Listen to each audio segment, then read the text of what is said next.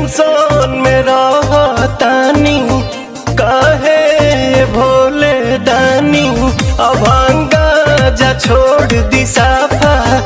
लइकन के कहल मानी ताजा ताजा लाइल बानी अखिया खोली देख ली ना पीली पुदीना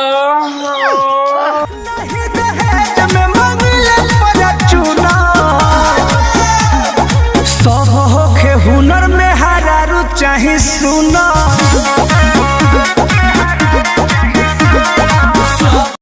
ई बात गन्ना बेच के चुम्मा हो गन्ना बेच के चुम्मा ले हो बैसाख में देबू चाहे 1 लाख में चाहे चीनी हमारी मिल जाए डार्लिंग खाक में ले हम चुम्मा सारी संगे टोला बोलम अरे टोला बोलम हमार पेन्हे के मन बड़ी होला ले यहाँ शंखा पोला बोलम जवन गौरा के पहिरा बस भोला ले यहाँ शंखा पोला बोलम के हमरो बस होके दीवाना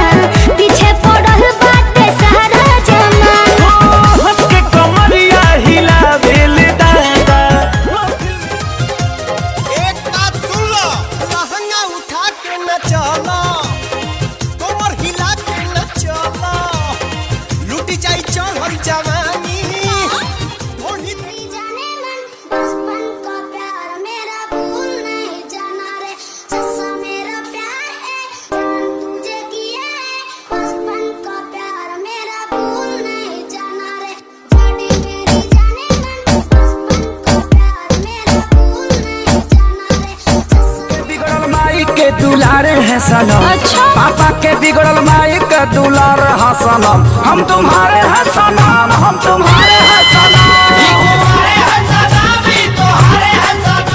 आजकल का प्यार भी गजब हो गया सुबह लब हो गया सांझ सब हो गया सोच जिया घबराता अंगना में गहना पोयो छत छिटाता दुआरा